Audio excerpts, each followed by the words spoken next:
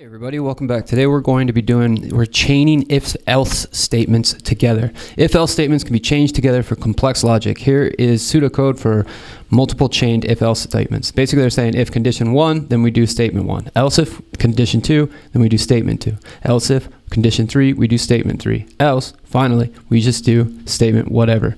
Write chained if-else if statements to fulfill the following condition.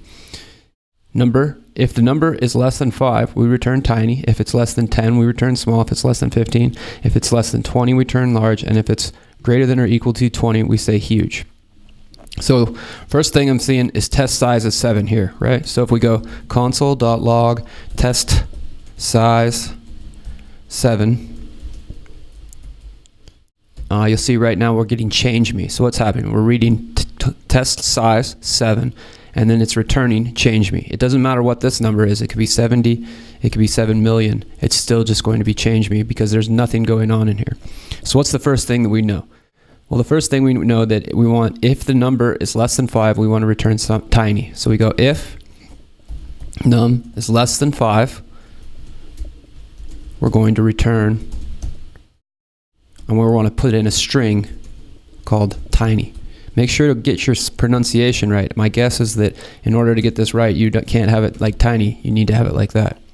Now, let's say the number is 1 right now. This should come out to tiny. Okay, cool.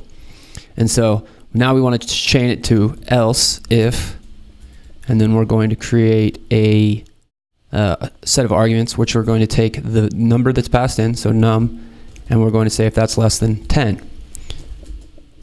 If that's true, we return small.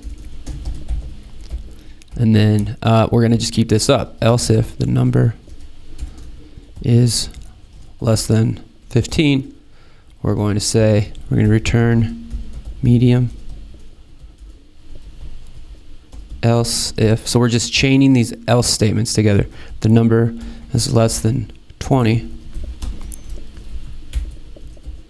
We want to return large. And then else, we want to return, else doesn't need a function because it's just going to return if the rest of these values. So if the number is anything greater than 20, greater than or equal to 20, this statement is going to come out, which is going to be, we're going to return the string of huge. And then we can just actually remove this change me thing. And now, what's going on here? We're console logging out size 1, so we're getting tiny. But what happens if the number is greater than 5? If the number is 6, we should get this should evaluate to false because 6 is greater than 5, not less than. And then that means 6 is less than 10. So 6 should return the string of small, which it should show up here. Same thing with 11. It should be medium. Oh look, medium. It's important to get these probably exactly right. I would be surprised if the test suite passed without that. Now what happens if we jump up to 21? We should be large. Oh, sorry. I mean 16.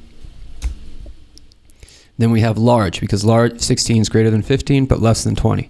And then finally, if it's a million, it's going to be huge. And console log's not important for passing the tests. I just do that so that you can see the difference in the code. If we run the tests, they should pass. Hope that helped you guys. See you in the next lesson.